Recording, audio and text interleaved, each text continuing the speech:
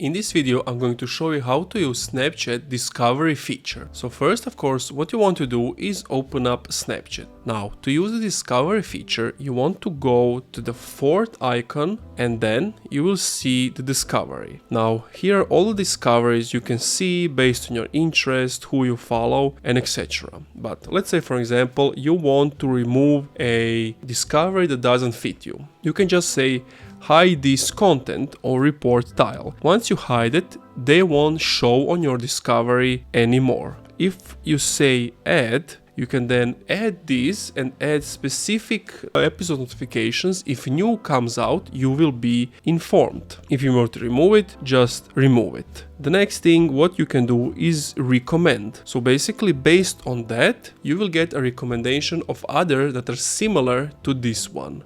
And that's most of the features when it's come to discovery.